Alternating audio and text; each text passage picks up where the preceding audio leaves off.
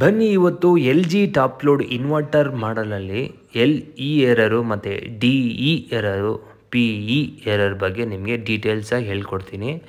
ನಾನು ಈ ಥರ ಸ್ಮಾಲ್ ಜಿಗ್ ಥರ ಮಾಡ್ಕೊಂಡಿದ್ದೀನಿ ನಿಮಗೆ ಕಂಪ್ಲೀಟಾಗಿ ನೀಟಾಗಿ ಹೇಳ್ಕೊಡೋದಕ್ಕೆ. ಈ ವಿಡಿಯೋ ಬಂದ್ಬಿಟ್ಟು ಸೀನಿಯರ್ಸ್ಗೆಲ್ಲ ಜೂನಿಯರ್ಸ್ಗೆ ಇವಾಗ ತಾನೇ ಕೆಲಸ ಕಲಿತಾರೋರಿಗೆ ಮತ್ತು ಮೋಟರ್ಸು ಇನ್ವರ್ಟರ್ ಮೋಟರ್ಸು ನಾನ್ ಇನ್ವರ್ಟರ್ ಮೋಟರ್ಸು ಹೆಂಗೆ ಚೆಕ್ ಮಾಡೋದು ಮತ್ತು ಹೆಂಗೆ ರನ್ ಮಾಡೋದು ಅನ್ನೋ ಬಗ್ಗೆ ವಿಡಿಯೋನು ಮಾಡಿದ್ದೀನಿ. ನೆಕ್ಸ್ಟ್ ವೀಡಿಯೋಸ್ ಬರುತ್ತೆ.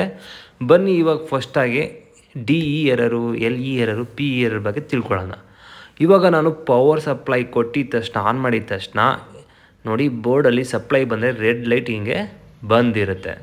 ಸೊ ಈ ರೆಡ್ ಲೈಟ್ ನಿಮಗೆ ಕಾಣಿಸ್ತಾ ಇರ್ಬೋದು. ಪವರ್ ಬಟನ್ ಅಮ್ಕಿದ ತಕ್ಷಣ ನಾವು ಪ್ಲೇ ಬಟನ್ ಅಮ್ಕಿದ ತಕ್ಷಣ ಇದು ಆಟೋ ಮೋಡಲ್ಲಿ ಸ್ಟಾರ್ಟ್ ಆಗುತ್ತೆ. ಲೈಕ್ ಆಟೋ ಮೋಡು ಫಸ್ಟು ನಮಗೆ ಇದು ಡಿ ಸಿ ಡ್ರೈನ್ ಮೋಟರು ಫುಲ್ಲಾಗಿ ಎಳ್ಕೊಳ್ಳುತ್ತೆ.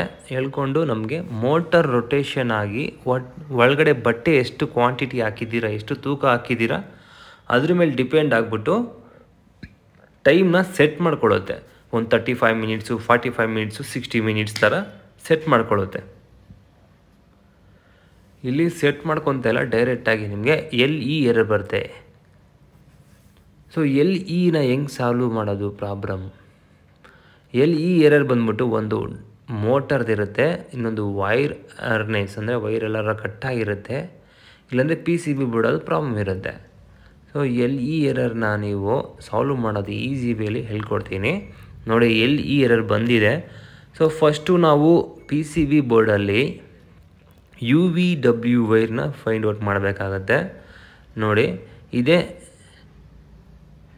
ಸರ್ಕ್ಯೂಸ್ ಬೋರ್ಡಲ್ಲಿ ನೀವು ನೋಡಿ ಈ 3 ಯೆಲ್ಲೋ ಬ್ಲೂ ರೆಡ್ ಇದೆಯಲ್ಲ, ಇದು ಯು ವಿ ಡಬ್ಲ್ಯೂ ವೈರ್ ಅಂತೀವಿ.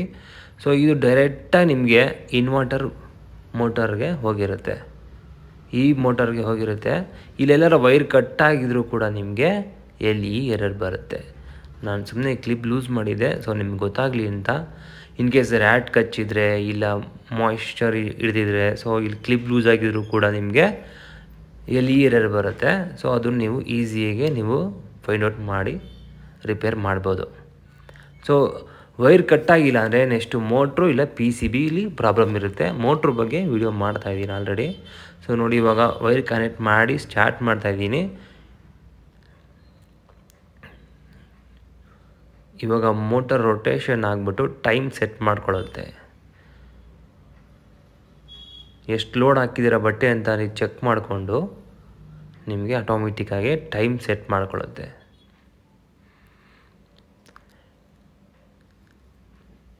ಇವಾಗ ನಾವು ಬಟ್ಟೆನ ಹಾಕಿಲ್ಲ, ಆದಷ್ಟು ಕಡಿಮೆ ಟೈಮ್ನ ಸೆಟ್ ಮಾಡಿಕೊಂಡು ವಾಶ್ ಟೈಮ್ನು ಕಡಿಮೆ ಮಾಡಿಕೊಂಡು ಇದು ತೋರಿಸುತ್ತೆ. ನೋಡಿ 22 ನಿಮಿಷ ಇದೆ.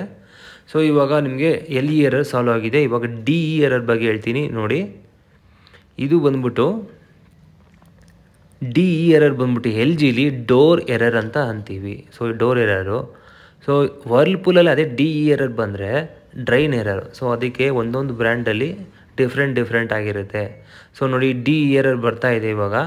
ಸೊ ಡಿ ಇ ಎರರ್ನ ಹೆಂಗೆ ಸಾಲ್ವ್ ಮಾಡೋದಂದರೆ, ಇವಾಗ ಡೋರಲ್ಲಿ ಒಂದು ಮ್ಯಾಗ್ನೆಟ್ ಇರುತ್ತೆ ಮತ್ತು ಇದು ಪಿ ಸಿ ಬಿ ಬೋರ್ಡ್ ಪಕ್ಕ ಇದು ಫಿಕ್ಸ್ ಆಗಿರುತ್ತೆ, ಇದೊಂದು ಸೆನ್ಸರ್ ಈ ಮಾಡಲಲ್ಲಿ.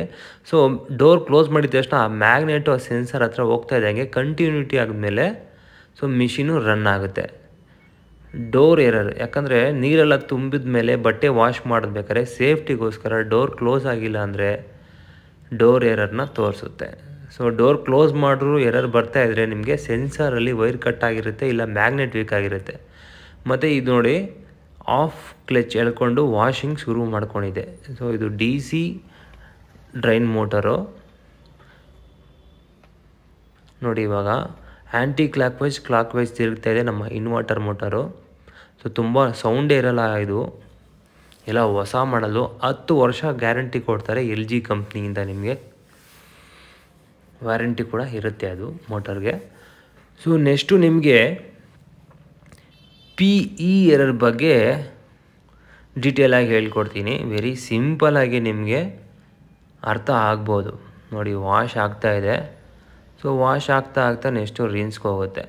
ಇನ್ ಕೇಸ್ ವಾಶ್ ಆಗೋ ಟೈಮಲ್ಲಿ ಇಲ್ಲಾಂದರೆ ಆನ್ ಮಾಡಿದ ತಕ್ಷಣ ನಿಮಗೆ ಪಿ ಇ ಎರರ್ ಏನಾರ ಬಂದರೆ ಎಲ್ ಜಿಲಿ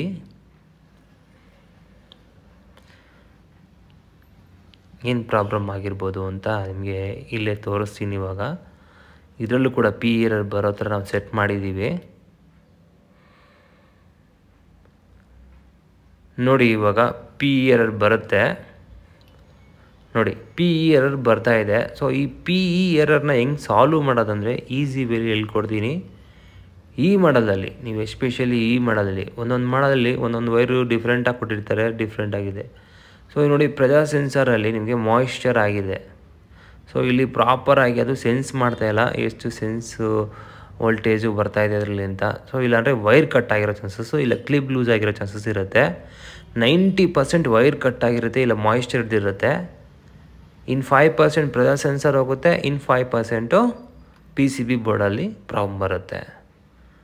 ಸೊ ಇದು ನೀವು ಕರೆಕ್ಟಾಗಿ ಫಿಕ್ಸ್ ಮಾಡಿ ಸಾರ್ಟ್ ಮಾಡಿದ್ರೆ ಪಿ ಇ ಎರರ್ ಕೂಡ ನಿಮಗೆ ಪ್ರಾಬ್ಲಮ್ ಸಾಲ್ವ್ ಆಗುತ್ತೆ. ವೆರಿ ಸಿಂಪಲ್ಲಾಗಿ ನಿಮಗೆ ಅರ್ಥ ಆಗಿರ್ಬೋದು. ತಾಳ್ಮೆಯಿಂದ ವಿಡಿಯೋ ಅಬ್ಸರ್ವ್ ಮಾಡಿ ನೋಡಿದರೆ ಖಂಡಿತವಾಗ್ಲೂ ಅರ್ಥ ಆಗಿರುತ್ತೆ.